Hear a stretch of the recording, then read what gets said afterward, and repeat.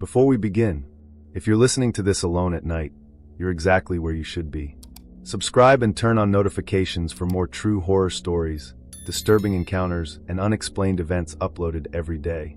Now lock your doors, turn off the lights, and let's get into tonight's stories.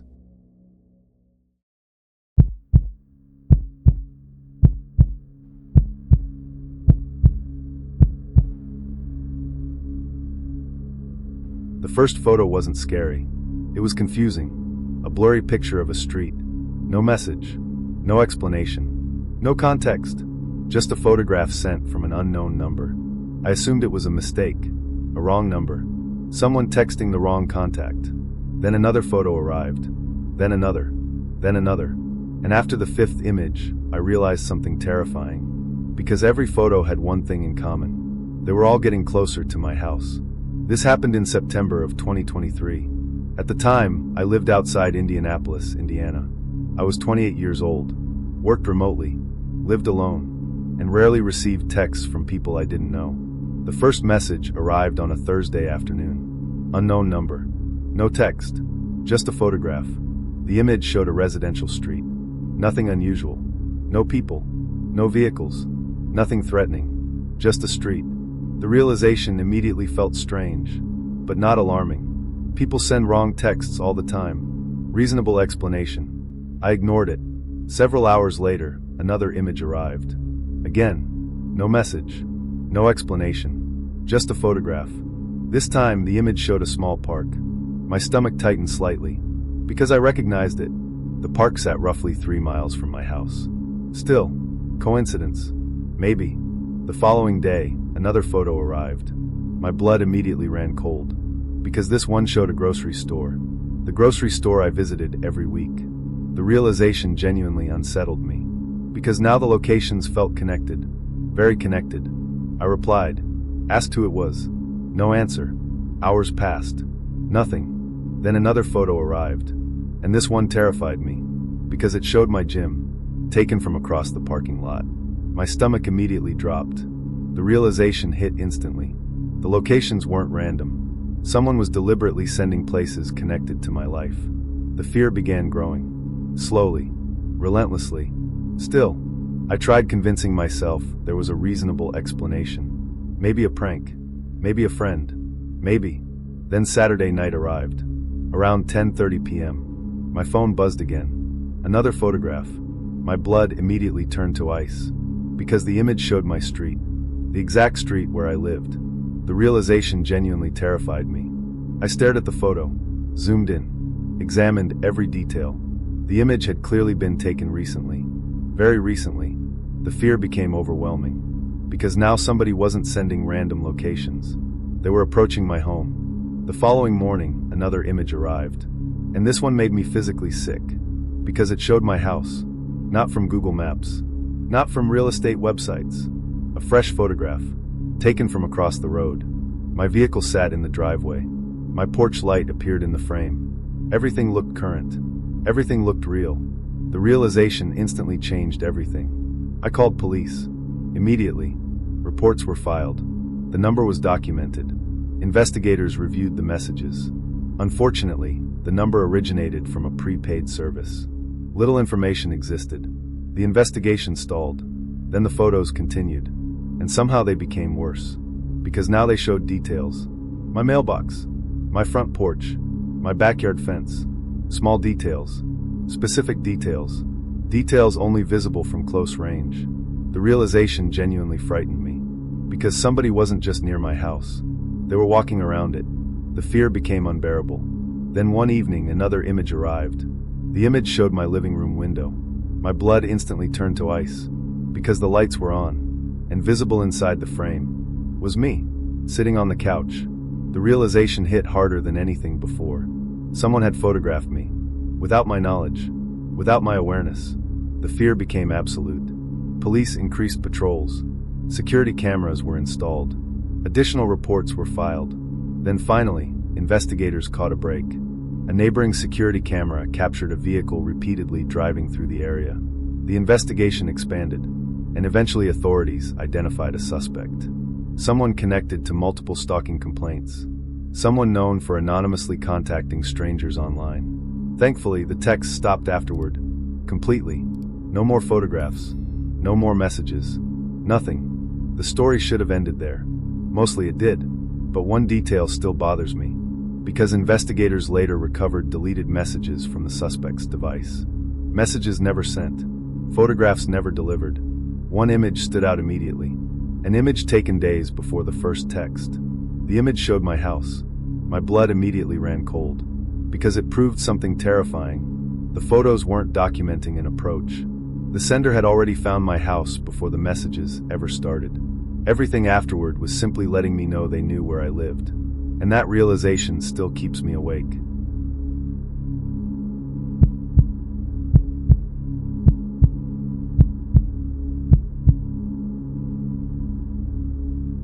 My brother texted me at 2:11 in the morning. That shouldn't have been possible, because my brother was asleep, in a different state, and when I called him 30 seconds later, he answered immediately. Half asleep, confused, and completely unaware that someone was using his number. At first, I assumed it was some kind of spoofing scam, a technical glitch, a weird prank. Then the text started mentioning things only my brother should have known. And that's when the situation stopped feeling like a scam and started feeling personal. This happened in early 2023. At the time, I lived outside Minneapolis, Minnesota. My younger brother lived nearly 600 miles away. We talked regularly, usually once or twice a week. Nothing unusual. The first message arrived on a Sunday night, or technically Monday morning, 2:11 a.m. I was awake watching television. My phone buzzed. The contact name immediately caught my attention. My brother. The message simply read, "Are you awake?" Nothing unusual, at least initially. I replied, asked what was wrong. Several seconds passed. Then another message arrived. "Do you still keep the spare key under the flower pot?" My stomach immediately tightened, because that question felt strange. Very strange. My brother knew I had moved. He'd never visited the new house. He certainly didn't know where I kept a spare key. The realization immediately bothered me. I called him. The phone rang, then connected. My brother sounded exhausted, confused, half asleep. My blood immediately ran cold, because he had no idea what I was talking about. No texts, no messages, nothing. The realization genuinely unsettled me. Still, phone spoofing exists. Reasonable explanation, at least initially. I ended the call, blocked the number temporarily, and went back to bed. The following afternoon, another message arrived. Different number, same writing style. My blood immediately tightened, because the message referenced our childhood dog, a dog that died years earlier. The realization immediately bothered me, because that information wasn't public. Not really. Certainly not enough for a random scammer. I ignored it. Then another message arrived, and another. Over the following week, the texts became increasingly personal. Specific childhood memories, specific family events, specific conversations. The realization genuinely frightened me, because whoever was sending the messages possessed real information. Detailed information. The kind of information strangers shouldn't know. I finally asked directly who they were. No response. Hours passed. Then a single text appeared. "You know who I am?" My blood immediately ran cold, because the answer felt deliberate, almost rehearsed. The realization genuinely unsettled me. The situation became an obsession. I questioned family members, checked social media, reviewed old accounts. Everything. Nothing explained it. Then things became worse. One evening, another message arrived. This one included a photograph. My stomach immediately dropped, because the image showed my parents' house. Taken recently. Very recently. The realization instantly changed everything. Because whoever was texting me wasn't just collecting information online. They were physically visiting locations connected to my family. The fear intensified. Immediately, police became involved. Reports were filed. Phone records examined. Investigators reviewed available evidence. Unfortunately, the messages came from constantly changing numbers. Disposable services. Temporary accounts. Nothing useful. Then one night, around midnight, another text arrived. A text that still gives me chills, because it contained a photograph of a family picture. A picture stored inside my parents' living room. Not online. Not publicly available. Inside the house. My blood immediately turned to ice. The realization genuinely terrified me, because now there was only one explanation. Someone with physical access had taken the photograph. The investigation expanded dramatically after that. Authorities reviewed security footage, interviewed neighbors, examined access records. Then investigators discovered something disturbing. Several photographs used in the messages originated from old family cloud backups. Backups nobody remembered existed. The realization genuinely unsettled everyone involved, because it explained part of the mystery. But not all of it, not even close. The physical photographs remained unexplained. The personal knowledge remained unexplained. Everything still felt wrong. Then came the message that changed everything. The message arrived on a Thursday evening. Simple, short, terrifying. It read, "You still lock the basement door at night." My blood immediately turned cold. Because that was true. Absolutely true. And there was no reason anybody outside my house should know it. The realization instantly became overwhelming. I checked every door, every window, every room. Nothing appeared disturbed. Nothing appeared unusual. Still, the fear remained. Weeks later, investigators finally identified a suspect. Someone connected to an old acquaintance of my family. Someone who had maintained access to archived family information for years. Someone far more familiar with our lives than we realized. The messages eventually stopped. Completely. No explanation. No farewell. Nothing. The story should have ended there. Mostly it did.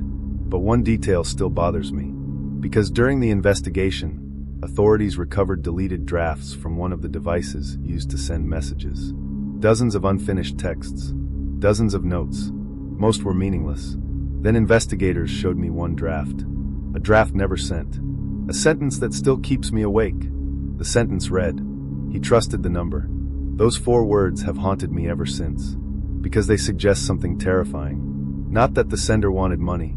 Not that they wanted access. But that they wanted something simpler. They wanted me to respond. To trust the contact name. To trust the familiarity. To trust the illusion that the message came from someone I loved. And for a brief period of time, I did.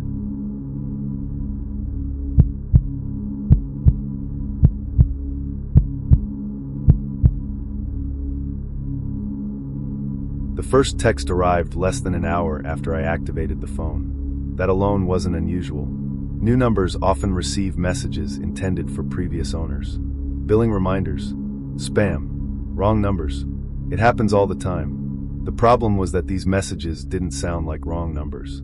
They sounded urgent, personal, desperate. And over the following weeks, I received hundreds of them, all intended for the same person. A person named Daniel. A person who, according to every message I received, was in serious trouble. This happened in the summer of 2022. At the time, I lived outside Tucson, Arizona. I had recently switched carriers. Part of the process involved receiving a new phone number. Nothing unusual. The phone activated normally. Everything worked perfectly. For the first hour. Then the text started. The first message arrived from an unknown number. It simply read, "Call me back. It's important." Nothing unusual. Wrong numbers happen. I ignored it. Several minutes later, another message arrived. Different number. Same tone. "Daniel, answer your phone." My stomach tightened slightly, because now it seemed clear. The number previously belonged to somebody named Daniel. Reasonable explanation, at least initially. Then another text arrived. And another. And another. Within 24 hours, I'd received nearly 20 messages. All intended for Daniel. All urgent. All increasingly concerned. The realization immediately felt strange, because normal wrong number messages usually stop after one explanation. These didn't. At all. Eventually I replied to one sender. Explained I wasn't Daniel. The response arrived instantly, and immediately made my blood run cold. The message read, "That's exactly what he'd say." The realization genuinely unsettled me, because the sender didn't believe me. Not even slightly. The text continued. Over the following week, patterns emerged. Different numbers. Different people. Same concern. Everyone seemed desperate to reach Daniel. Nobody appeared surprised that he wasn't answering. The behavior felt strange. Very strange. Then things became worse. One evening, another message arrived. A photograph. My stomach immediately tightened, because the image showed a cabin. remote, weathered, isolated. The accompanying text simply read, "We're still waiting." The realization immediately bothered me, because the message implied context, history, events I knew nothing about. The fear gradually grew, not because I believed I was in danger, because the situation felt wrong, increasingly wrong. Curiosity eventually got the better of me. I began saving messages, comparing details, building timelines, everything. The more information I gathered, the stranger the story became, because all of the senders seemed connected. Not closely, but connected. Friends, acquaintances, former co-workers, people who apparently knew Daniel. The realization genuinely fascinated me, until the messages changed. One evening, a new text arrived, and this one terrified me, because it contained my address. My blood immediately turned to ice. The message read, "You're not at the old place anymore." The realization instantly changed everything, because I had never provided my address. Not once. The fear became immediate, absolute. I replied, demanded to know who was sending the messages. Hours passed. Then another text arrived. A single sentence. "Daniel, stop pretending." My stomach immediately dropped, because the sender still believed I was him. Months later, despite everything, the realization genuinely frightened me. Police became involved. Reports were filed. Records reviewed. Investigators examined available data. Unfortunately, most numbers originated from temporary accounts. Prepaid services. Dead ends. Nothing useful. Still, the messages continued. Then another photograph arrived, and this one changed everything. The image showed a driver's license. My blood immediately ran cold, because it belonged to Daniel, or at least someone claiming to be Daniel. The photograph was blurry, partially damaged, yet one detail remained visible. The issue date. The license had expired years earlier. The realization immediately stood out, because whoever owned the number before me hadn't used it recently. Not even close. The timeline made no sense at all. Then came the message that truly terrified me. A message sent around 3 a.m. A message that still keeps me awake. It read, "We know you're reading these." My blood immediately turned cold, because now the sender wasn't trying to contact Daniel. The sender was acknowledging me. The realization genuinely frightened me. The investigation eventually uncovered something disturbing. The original owner of the number had disappeared years earlier. Not officially missing. Not officially deceased. Simply gone. The number eventually recycled through the carrier. Eventually assigned to me. The explanation answered some questions, but not all of them. Not even close.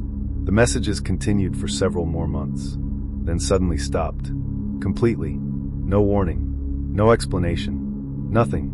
The story should have ended there. Mostly it did. But one detail still bothers me. Because several months after the text stopped, investigators recovered deleted messages associated with one of the sender accounts. Hundreds of drafts. Hundreds of notes. Most meaningless. Then they showed me one final message. A message never delivered. A message apparently written after I activated the phone. The sentence still gives me chills. It read, "That's not Daniel anymore." Then directly underneath it sat another line. A line written by someone else using the same account. A line that has haunted me ever since. It read, "I know." For several seconds after reading that, I couldn't speak. Because those two words suggested something terrifying. Not that the senders were confused. Not that they truly believed I was Daniel. But that at least one of them knew from the beginning. And continued messaging anyway. Which raises a question I've never been able to answer. If they knew I wasn't Daniel, then why were they so interested in reaching me?